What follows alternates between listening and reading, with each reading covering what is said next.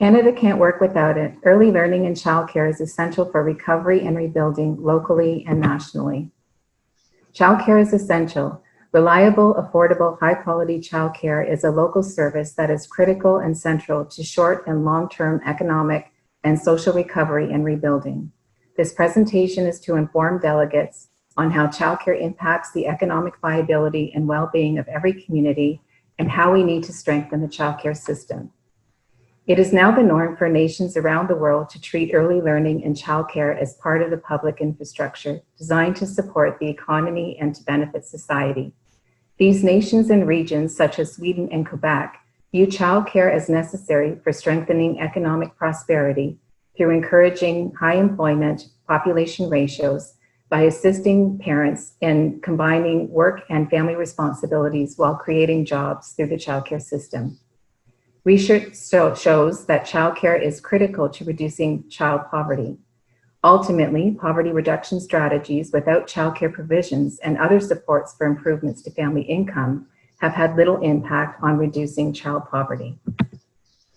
As well, the first 5 years of life are the most critical period of learning for soft skills, such as communication, collaboration, and self-management, which are all critically important in the labor market. It is also the foundations of math, science, language, the arts, and physical activity are learned, and a critical period for developing resilience, a key component of mental health and well-being. As stated by AMO in their letter to the Minister of Finance this past April, investments in childcare makes good economic, social sense in a number of ways. In addition to facilitating participation in the workforce, it plays a role to help reduce poverty and is essential for early childhood development, which leads to improved educational outcomes, resulting in a strong labor force in the future. The current pandemic has heightened awareness that childcare must be recognized as part of our social infrastructure, as it supports the local, provincial, and national economy, in addition to benefiting individual families of all socioeconomic levels, and of course their children. Economic development in both urban and rural areas makes Canada's economy go around. It is now thoroughly demonstrated and widely embraced that for mothers of young children to participate productively in the Canadian economy, there must be high quality, reliable, affordable childcare. In pandemic times, governments have come to recognize that many essential workers, medical workers, transit employees, and many others rely on childcare so they can do their jobs. But it is also apparent that affordable childcare is essential for all parents in the paid labor force. Parents who have had to work from home have found it impossible to work productively. Mothers have been especially impacted as they've had to balance their paid work with their unpaid work of caring for or schooling their children. Recent Canadian research shows that the gender gap in employment widened during the pandemic, while a Statistics Canada survey found parents reporting their top concern was balancing childcare, schooling, and work. If women are forced to drop out of the workforce due to lack of childcare, it will have a severely negative impact on the local and national economies that rely on them. Municipal role in childcare is a best practice. International comparative studies show that countries with well-developed childcare systems, such as EU, Nordic countries, France, Italy, and Spain, all include a significant role for municipalities. Municipal involvement in local services is consistent with the concept of municipal involvement in local services is consistent with the concept of subsidiary, the organizing principle that matters. The municipal involvement in local services is consistent with the concept of subsidiary, the organizing principle that matters should be handled by a competent authority that is the smallest, lowest, and least centralized. Unlike other provinces in Canada, where municipalities have no or limited roles in childcare, Ontario has mandated municipal role in childcare by identifying 47 consolidated municipal service managers and district social services administration boards, DSAPs and CMSMs, who are designated childcare and early years service system managers for their service delivery area. The Child Care Early Years Act recognizes the essential role of CMSs and DSABs as a local service system manager in ensuring an increasingly integrated, high-quality childcare and early years system. They are expected to solicit and maintain in-depth knowledge about their local community needs, to plan, manage, and monitor the system, to identify and address any service gaps, and to support service coordination. They are required to establish a childcare and early years service plan that addresses matters of provincial interest, as well as the priorities of the CMS and DSAB, which are set locally and pursued within legislative and regulatory context, and is reflective of engagement of all relevant community partners. They use their flexibility to determine how to allocate provincial and municipal funds to best meet the needs of the children, families, and service providers across their service delivery areas. However, Canadian municipalities have limited revenue generating ability and must be supported by policies and funding from the provincial and federal level of government that have greater access to revenue. We in Ontario would also benefit from a platform to learn from other areas in Canada, such as Vancouver, where childcare service development is part of the city's land use planning processes. We would also benefit from learning about how other countries involve municipalities in childcare. I want to talk about the 3 R's: reopening, recovery, and reconstructing.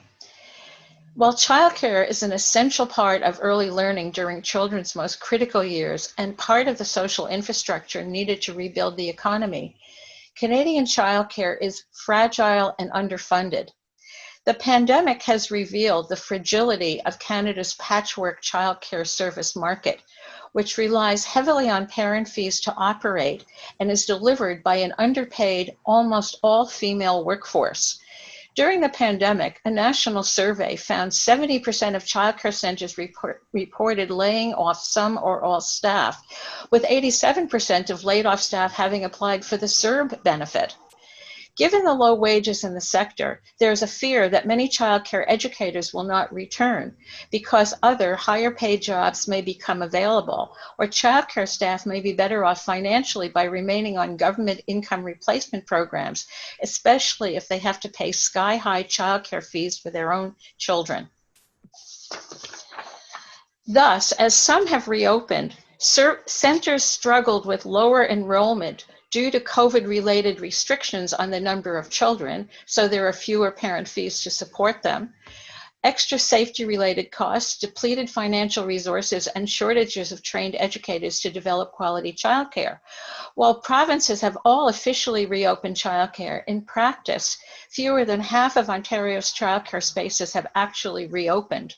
Come September, centers will be weighing full license capacity against increased safety concerns while continuing to experience fiscal challenges.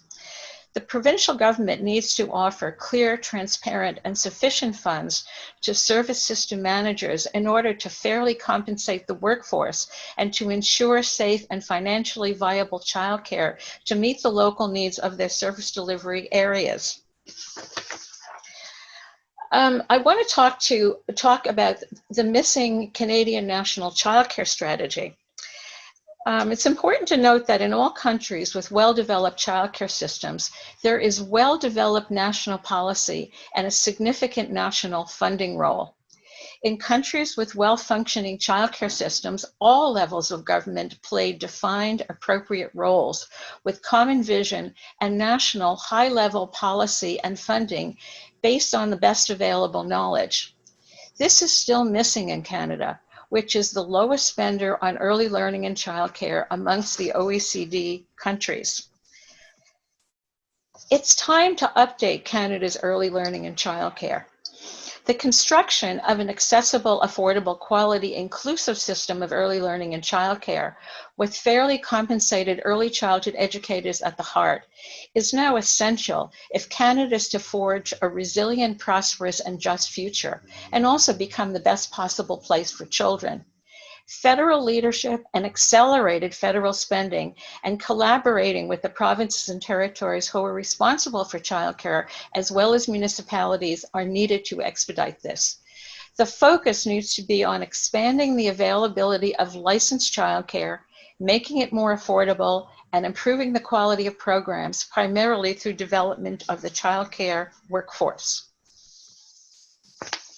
To make progress on these fronts, the federal government would negotiate enhanced funding agreements with each of the provinces and territories. These agreements would provide for federal funds to be directed to enhancing the public management of childcare at the local level and to increasing operational funding of childcare programs so they will need to rely less on parent fees. This all could be supported and coordinated across the federal government and with provinces by the Federal Early Learning and Childcare Secretariat promised in the last federal election by the Liberal government. We would like to conclude this presentation by enforcing that we need to build back better. Putting in place the child care services families need seems like an impossible task, but other countries, our OECD partner peers, and even less developed countries have put effective child care systems in place, which are recognized as key in supporting both local and national economies. A key part of effective child care systems are the municipalities that are best placed to plan, shape, and support services at a local level. What can municipal leaders do? We are in this together. Advocate for well-crafted evidence-based federal policy that will shape the provincial framework to ultimately strengthen and adequately fund municipalities in the provision of licensed childcare and early years services. As well, support the local service manager to advocate for sufficient provincial funds to fairly compensate the ECE workforce and to ensure safe and financially viable childcare spaces. Secondly, the economy impacts everyone and childcare is essential. Incorporate high quality, available, accessible, and affordable licensed childcare as part of the municipal public infrastructure, such as economic development and land use planning. Thirdly, spread the word. The first 5 years of a person's life is the most critical. For every intervention strategy, such as addictions, poverty reduction, include a prevention strategy, more licensed childcare, resilience training, family supports. This will enhance the well-being of working families and support the present and future labor market. We would like to conclude this session with a quote from an Ontario City Councillor who became a first-time father this year. Affordable, accessible childcare isn't a pipe dream. We have plenty of evidence that when there's a political will, there's a way. Joe Cresci, City of Toronto Councillor. Thank you. I'd like to thank the Association of Municipalities of Ontario for inviting the City of Vaughan to contribute to today's session on a green recovery. I'll provide a brief narrative of our work to arrive at the point of staff buy-in and unanimous council support for a home energy retrofit program using the Local Improvement Charges, or LIC, financing tool. That is, we are ready to implement a home energy retrofit program, but still seeking to capitalize the program. This presentation will not go into detail about the mechanics of the LIC regulation or a detailed breakdown of our study, but I am happy to take questions on those topics. The one characteristic of the LIC regulation that I would like to comment on upfront is that the financing can be extended to homeowners for energy efficiency improvements, is paid back to the municipality on the property tax bill over 10 years or more years by applying a special charge. Importantly, this payment runs with the land. That is, the property, if the property is sold, the new homeowner continues the payment since they're benefiting from the improvements. We thank the Federation of Canadian Municipalities for providing most of the funding for an operational study on the use of the LIC financing mechanism, which was completed in collaboration with the Toronto Region Conservation Authority. The theme of green recovery fits with our narrative. In the lead up to present a staff report to Council, the project team on the LIC study presented to the city's senior leadership team executive and made the link to the strong recommendations from the International Panel on Climate Change and C40 cities about the important role of building retrofits, not only as a critical decarbonization strategy, but also an economic stimulus initiative. Recently, a number of organizations and academics have articulated emission reduction strategies as a green recovery plan, Perhaps the most notable is the survey of 200 central bankers by a team of academics, including Sir Nicholas Stern. We also have, especially here in Canada, heard from corporate knights and the Independent Task Force for a Resilient Recovery. And there are a few common elements in these green recovery strategies. Firstly, building retrofits figure prominently. Second, there's an emphasis on low carbon mobility, which includes transit and active transportation, as well as electrification in the transportation sector. Third, and close to my heart as an ecologist, natural capital investments, which can include ecological restoration, as well as climate smart farming, regenerative agriculture, and other aspects of green infrastructure. And of course, clean energy or cleaning the grid. The Council of the City of Vaughan approved the city's first energy and emissions reduction plan, the Municipal Energy Plan, in 2016. But deep energy retrofits of buildings was identified as an opportunity rather than an action because we were not able to quantify potential emissions reductions at that time. We knew this was a key strategy to move to implementation as quickly as possible, given the opportunity for greenhouse gas reductions and other community and economic benefits. The success of the PACE program, for example, in the US, was clear. Not only did the research at the time identify the large carbon reduction potential of retrofitting existing buildings, but Ontario also has a regulation of the Municipal Act, local improvement charges, that provides a financing tool for climate action. Municipalities do not regulate energy and carbon, so our role in climate mitigation is often in the realm of enabling or encouraging. A regulation under the Municipal Act to implement an important greenhouse gas emission reduction action is a key aspect driving our work. The Windfall Ecology Centre, a York Region-based NGO and social enterprise, has evaluated some key metrics regarding building energy retrofits over the past 2 decades. The data shown here is for York Region, although they have assessed data for other Greater Toronto Area regions. I thank Brent Copperson for the use of the information for this presentation. Homeowner interest in energy retrofits shows a clear correlation with available incentives. The larger peaks in the vertical bars of the histogram at the top coincide with energy retrofits as one component of an economic stimulus tool and branded under the federal economic stimulus package at that time.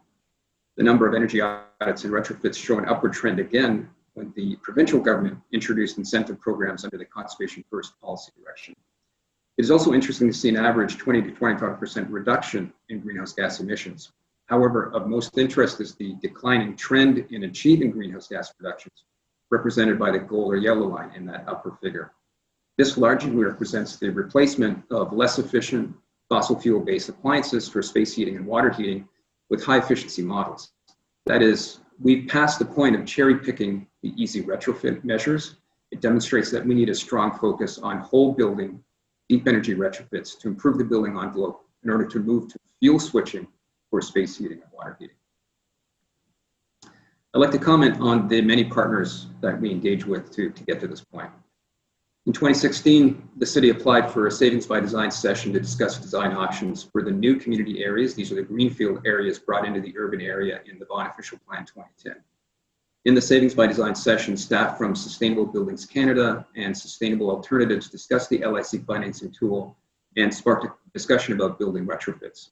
This initial collaboration helped establish a task list and project charter for the eventual operational study of the LIC financing mechanism, which was later led by the Toronto Region Conservation Authority with funding support under the Municipalities for Climate Innovation Program of FCM.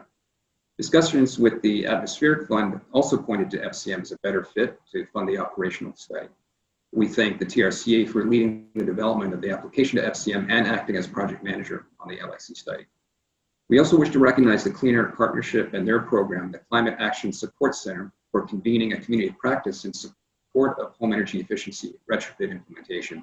We were able to meet with representatives from other municipalities researching building energy retrofit programs through the Climate Action Support Center and improve our own LIC study efforts. First, I'd like to apologize for this boring slide, but this is a representation of the risk assessment undertaken as part of the LIC study and turned out to be critical in building staff ownership of the LIC financing tool to support building energy retrofits. The risk assessment was designed and led by Karen Farbridge and Rob Kerr. As previously noted, one of the main goals of the operational study of the LIC tool was to build ownership with key staff of this type of program and obtain council endorsement. One of the first questions arising when discussing such a program is the staff time required to administer it. A core staff team represented 6 city departments, with key staff comprising departments of finance, who are involved in amending the tax roll and monitoring financial flows, and legal services involved in other regulatory requirements. Other departments represented among the core staff team included building standards, economic and cultural development, and bylaw and compliance. The core staff team worked through the risk assessment, stakeholder consultation, and program design considerations. The risk assessment considered 2 program design models: a municipal-led model, like the City of Toronto is doing with the HELP program, and a third-party program model. The third-party program model is a risk mitigation strategy by allowing municipal staff to focus on the core aspects of the regulation, such as applying the priority lien status through amendments to the tax roll, monitoring financial flows, and ensuring transparency in accordance with the regulation.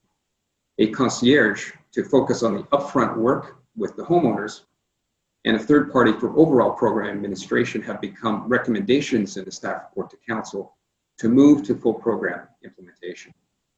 A staff report to endorse a home energy retrofit program and draft implementing LIC bylaw was brought to council in April 2020, also with the intent to prepare the city to be able to provide an application to FCM to capitalize the program. The business case completed as part of the LIC study estimated total administration costs of about 5% to run the program as a municipal-led model. As with the recommendations from the risk assessment, full implementation is best achieved with a third-party administrative model that allows for the use of resources such as a concierge service across multiple municipalities to reduce administrative costs. There are also approaches where the renovator network will take on more of the marketing and concierge role as the program ramps up across more municipalities, which will allow municipal staff to focus on the back end of the regulation. The approach recommended to council, and is possible because of the potential funding available from FCM under the Community Efficiency Financing Initiative, is to launch the program as a municipal-led project first, and then migrate to a third-party model. This also allows us to transfer some of the lessons learned about program start up to smooth the launch of the third-party administrator. A municipal-led startup in Vaughan is also aided by the ongoing Thornhill SNAP project. This is the Sustainable Neighborhood Action Program of the TRCA that is providing resources for deep community engagement, including, of course, education sessions to homeowners to undertake a home energy retrofit project. Thank you for this opportunity, and I'm happy to turn it over to our facilitator at this time. Welcome to this presentation on Newmarket's Energy Efficiency Retrofit Program, NEER. I'm Peter Nohammer. I'm the Commissioner of Development and Infrastructure with the town of Newmarket. And before we begin today's presentation, I'd like to introduce the Mayor of Newmarket, John Taylor, who would like to open by saying a few words about our Newmarket Energy Efficiency Retrofit Initiative. All right, well, it's great to be a part of this year's AMO conference and just to share some of our experiences and some of our plans here at the town of Newmarket. We've been working on for many years a project we call NEER, which is a Newmarket Energy Efficiency Retrofit Program. This program is going to roll out, once properly funded, it'll roll out to allow residents to take advantage of a fully formed program that will provide home energy retrofits to them, thus reducing their energy bills, which will offset the cost of the retrofit. It can be financed through the town of Newmarket and thereby creating a win-win. We believe that this will not only drive considerable reductions in GHG emissions, but we also believe it's going to be an incredible boost to our local economy, particularly those working in that sector. So this is a time to think big and to take on large projects when it comes to energy efficiency and particularly greenhouse gas reduction. So this is an opportunity for us to model, we believe, a program that can be rolled out with the town that will be of significant benefit to our homeowners, that will drive the emissions down, and that will spur the local economy. We're very excited to be moving this forward, and we're very excited to be sharing this program with you today at the AMO conference. Thank you. Thank you, Mayor Taylor. I'd like to just start by describing where Newmarket is. It's part of York Region, which is the regional municipality just north of the city of Toronto. Newmarket is one of 9 local municipalities in the region. It's a vibrant community of over 90,000 residents, containing 29,000 households, almost 2,500 businesses, and almost 43,000 employees.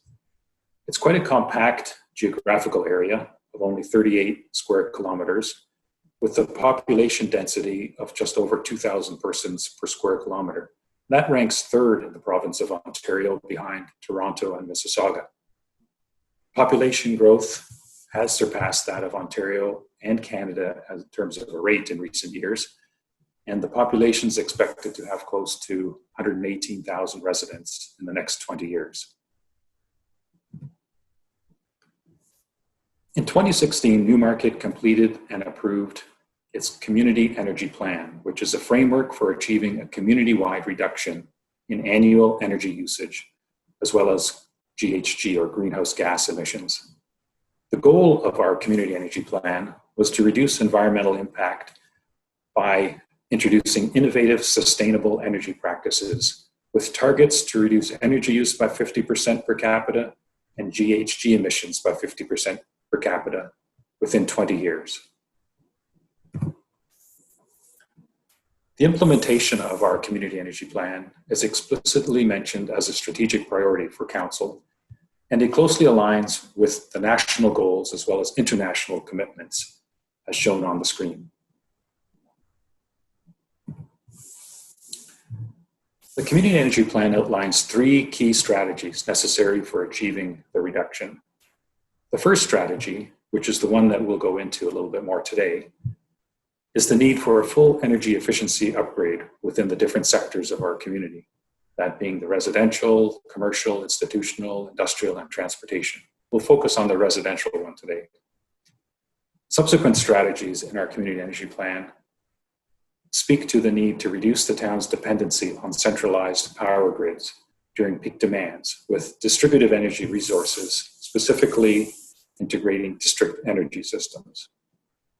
And lastly, the third strategy speaks to the diversification of our current energy system by increasing our diversity through things like solar photovoltaic capacities.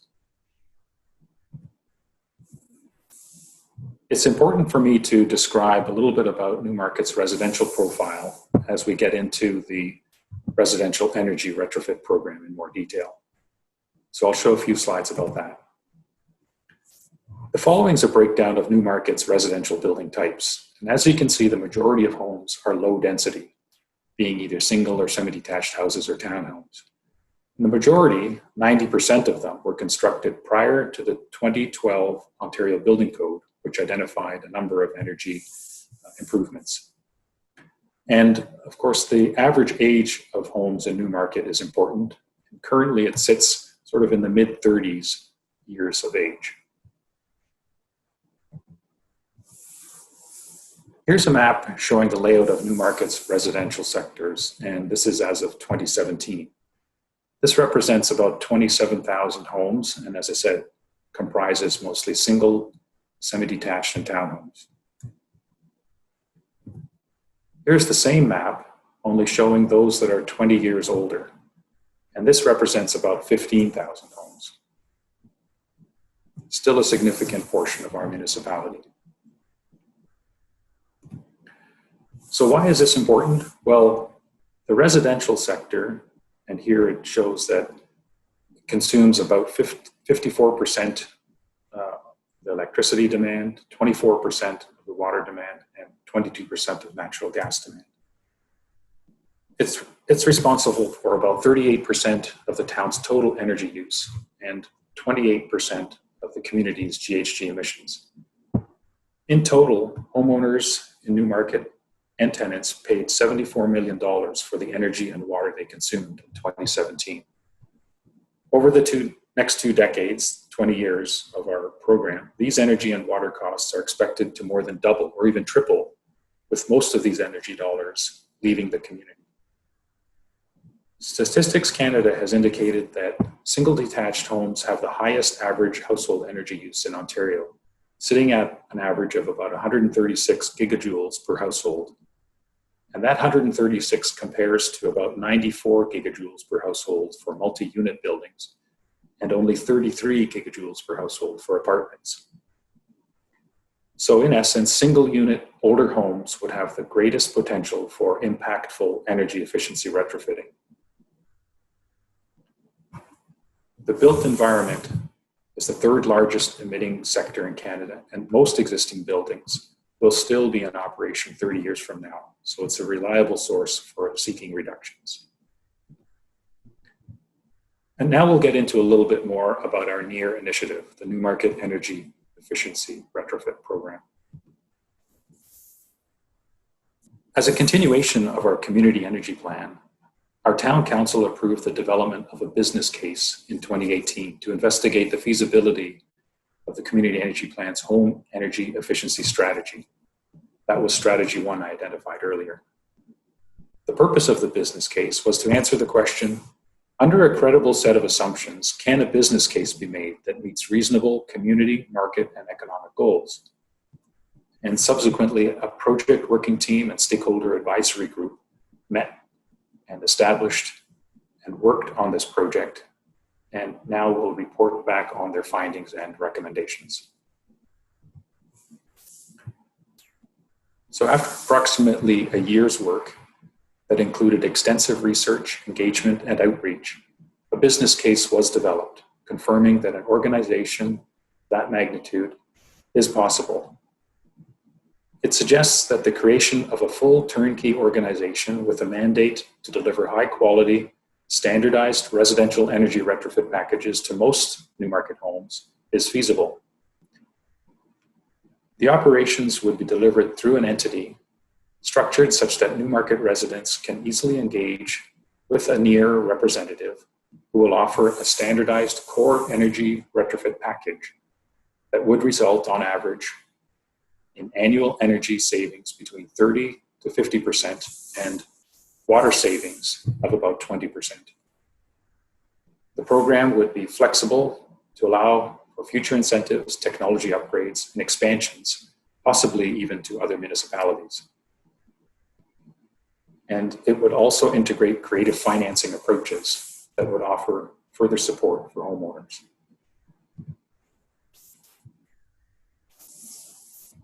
The package cost, of course, would be dependent on a home's age and type and would be tailored to that specification. Would include most, if not more, of the following retrofits. As you can see, window replacements, weather stripping, attic and other insulation upgrades, HVAC upgrades, lighting upgrades, water efficiency measures and hot water upgrades, and of course, comfort controls. Modeling for the NEER business case demonstrated that these savings would be achieved with and using existing technologies. The delivery of standardized retrofits at high volumes to homeowners is an essential feature of the initiative and has been designed to drive market transformation. This is achieved through efficiencies in reduced costs through standardized offerings and pricing, reduced contractors' costs by promoting and preparing customized proposals, increased contractor labor productivity and efficiencies, volume pricing for key material categories, and lower cost financing through consolidation.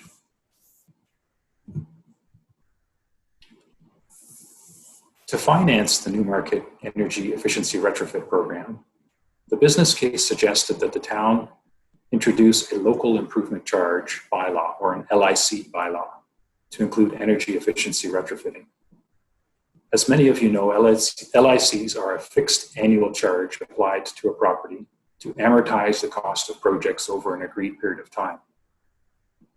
Historically, LICs were used by many of you in the past, as you're familiar with, to finance projects such as water, wastewater infrastructure, street lighting repairs or new works, road works, etc. And in 2012, the provincial government in Ontario amended the regulation to allow property owners and municipalities to leverage LICs for financing energy efficiency retrofit projects, which was a key ingredient of our business case. The benefits of using LICs are, of course, that homeowners would have to pay little to no upfront costs. Homeowners would have access to low interest rates that are typically only available to municipalities.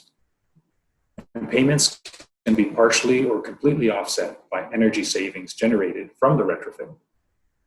Of course, LIC charges remain with the property as it's transferred to subsequent homeowners should the owner sell or move.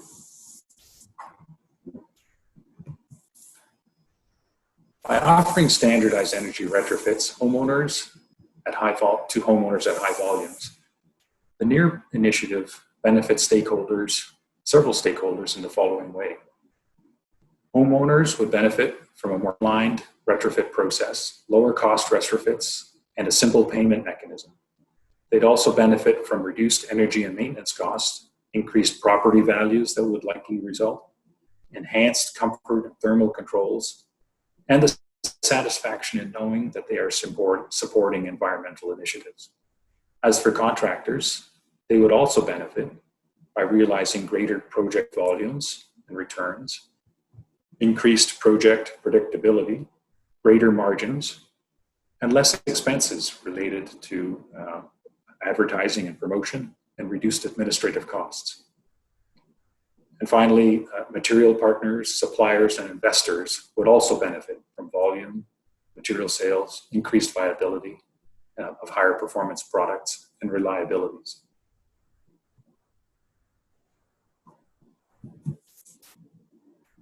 Now I'll move to a little bit about where we are in our program.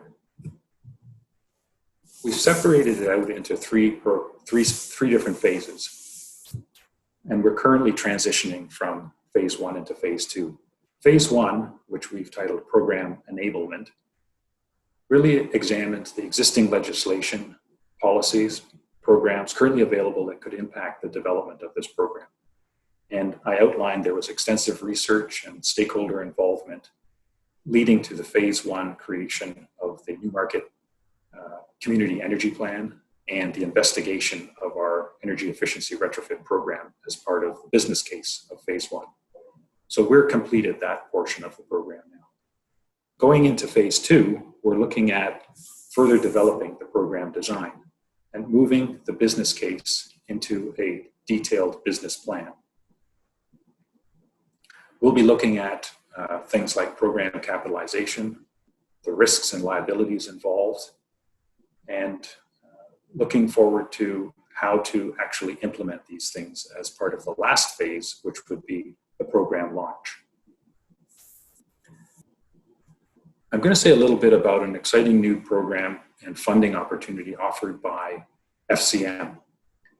As part of phase 1, Newmarket recently applied to a program that FCM launched called the Community Efficiency Financing Program, where $300 million has been earmarked to support the financing of municipally led residential energy retrofit programs, like our NEER initiative. The Community Energy Financing Program fits very well with our initiatives, and it could act as our initial investor and provide enough capital for the NEER program to complete our detailed business plan, provide resources to enact and administer our LIC bylaw, and finance both the launch and initial 3 years of operation.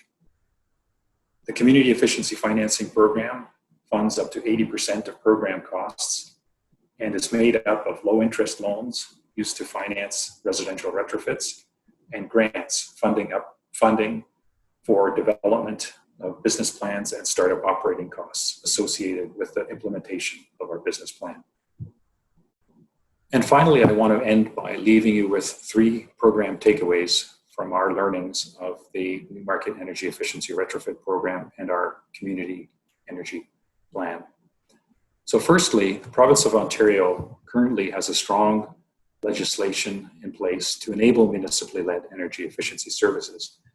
By way of example, the local improvement charge is a very convenient financing mechanism that will enable these types of initiatives. Secondly, investments in energy efficiency services can help drive economic recovery for our residents, businesses, and the community. And this is especially important during these times as we look to recover in the medium and longer term. And lastly, municipal community leaders are at the forefront of transformative energy efficiency retrofit programs. as we are the order of government that is closest to residents and their needs. So thank you very much for listening to our presentation today.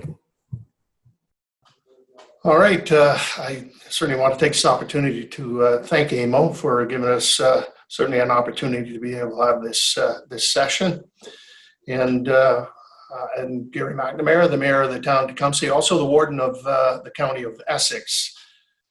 We all know the COVID-19 pandemic has been a heavy burden on the economy of the Windsor-Essex region, where our unemployment rate is currently sitting at around 15%. Essex County has a strong connection to Michigan and the U.S. economy through our seamless border crossing, which prior to the pandemic had not been closed to traffic since September 11, 2001. Many of our products and a large workforce across the border daily. Prior to the pandemic, it was estimated that approximately 3,000 trucks and over 9,000 passenger vehicles cross the Detroit border every day. In Tecumseh, the majority of our business are manufacturing and agriculture, and goods produced in the town travel throughout North America for a variety of purposes. These businesses were impacted by the shutdown greatly. Our manufacturing operations had to implement increased health and safety measures with some of them forced to operate at reduced staffing levels or retool to make other products. Our local dairy farmers had to modify operations to switch from commercial production to household packaging. Some farmers had to take on more insurance as they stockpiled materials that would be delayed by cross borders.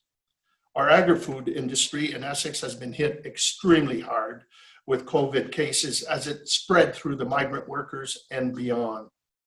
It has been a contributing factor to Windsor-Essex remaining in stage 2 and resulted in the need for provincial assistance by our local health unit.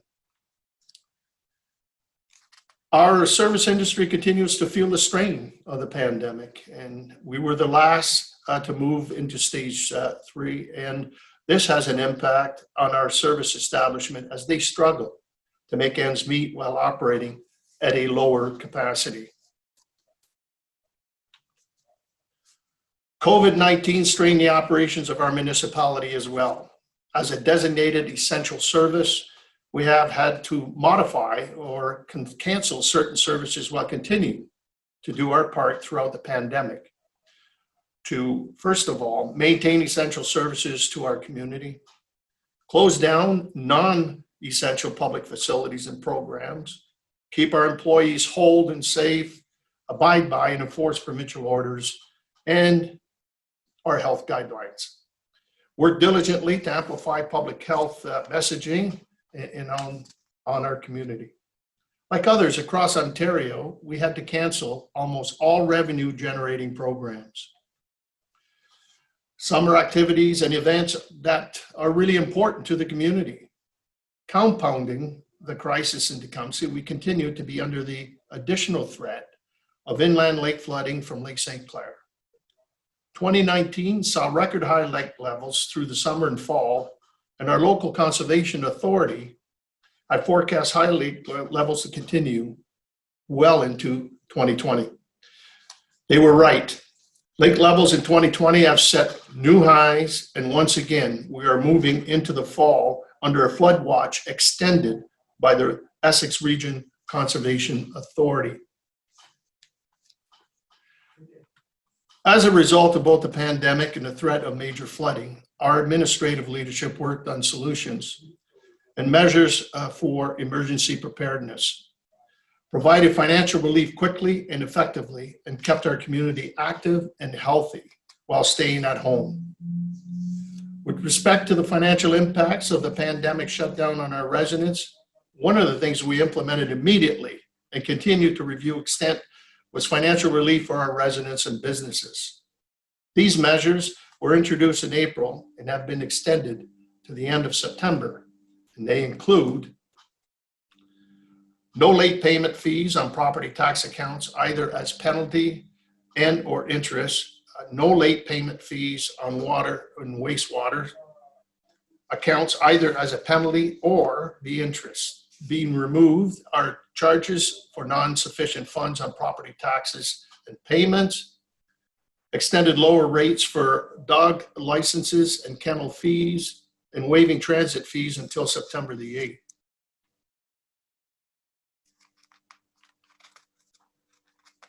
We are also committed to a capital spending project rather than canceling major infrastructure projects until 2021. We paused them due to COVID-19 restrictions implemented for non-essential construction. And when it was safe to resume work, we worked with our contractors and moved forward with the spending for roads, bridges, and sewer work. This included our unique and innovative approach to lake flooding mitigation. Topographical and LIDAR surveys of the lakes and Clare shoreline and the flood-prone areas of the town were completed. These showed us the low-lying areas concerned for inland lake flooding and locations on the shoreline that would act as conduits to flooding, neighborhoods upwards to 2 kilometers inland. With the threat of flooding inland areas with up to 1 meter of lake water, bold action was taken in these locations to shore up our shoreline. In April of 2020, as part of the emergency order and under the Emergency and Civil Protection Act, my council colleagues and I approved a plan to construct eastern berms along the shoreline in several low-lying areas, effectively protecting 5,000 residences. While this would not be completely remove the threat from flooding, it has reduced the risk and possibly the extent of reach, depending on the severity of wind and storm events.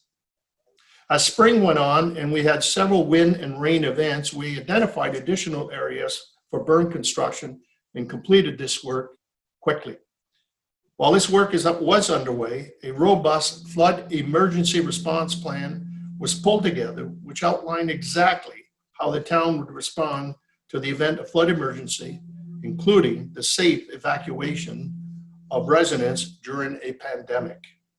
The town has benefited from a strong partnership with their sister municipalities and agencies like Essex Power Lines, the Conservation Authority, Aqua, and Emergency Services. We formed a broad-based flood preparedness action group consisting of 14 agencies and 42 individuals who meet regularly to maintain a state of readiness in the event of lake flooding. Including these meetings are representatives from the Provincial Emergency Operations Center and the Canadian Armed Forces to keep communication lines open when we need them. So I commend the leadership of the town for their innovative and comprehensive response during a pandemic, and it is because of their efforts that we have the ability to help our residents best prepare for inland lake flood event. For COVID-19 pandemic, as Ontario moved regions forward into reopening, we developed policies to assist local businesses modify their operations to meet provincial orders, and council approved temporary changes, exemptions, and fee waivers to our sign and patio bylaws, so restaurants could extend their patios and all businesses could erect temporary roadway signs advertising for their openings. In the first 2 weeks of these businesses were permitted to open, it was clear that these measures were helpful.